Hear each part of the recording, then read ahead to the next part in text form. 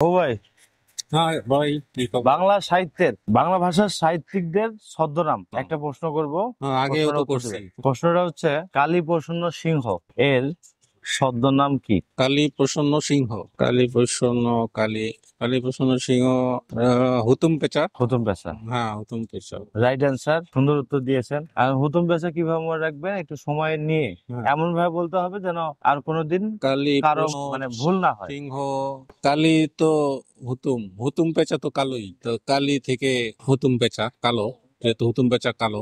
আর কালী প্রসন্ন সিংহ, এই কালী থেকে হয় হুতুম পেঁচা, এটাই তো হয়। বলতে চাচ্ছেন যে আপনার হুতুম পেশা হচ্ছে কালী প্রসন্ন সিংহ, হুতুম পেশা দেখতে কালো, কালো, এই ভীষণ জন্য কালো। কালী থেকে কালী প্রসন্ন সিংহ। ভীষণ কালো, হ্যাঁ। আচ্ছা, এরপর আরেকটা বিষয় হচ্ছে হুতুম পেশা কালী প্রসন্ন সিংহ। হুম। নর্মালি একটু চিন্তা করে দেখেন যে কালী প্রসন্ন সিংহ, এখানে লেখা আছে শেষে কি সিংহ লেখা আছে। সিংহ, সিংহ। কালী প্রসন্ন সিংহ, এটা কি পশুর নাম না? পশুর নাম, সিংহ, বনের রাজা সিংহ। হ্যাঁ, হ্যাঁ, বনের রাজা সিংহ পশু। আচ্ছা, হুতুম পেশা কি? এটাও পশু।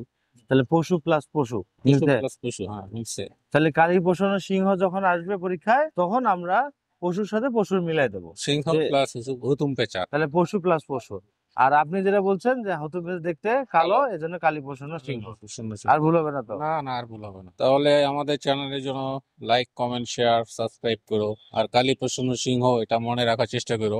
সহজ টেকনিক, যেভাবে মনে থাকা যায়, এটা মনে রাখো। দেখে তোমাদের যদি কোনো টেকনিক থাকে আমাদেরকে কমেন্টসে জানাও, তাহলে আমরা ওইটা চেষ্টা করব অ্যাপ্লাই করতে ভিডিওতে, তোমাদের এটা পছন্দ হইলে। ঠিক আছে, ভালো থাকো। থ্যাংক ইউ ভাই।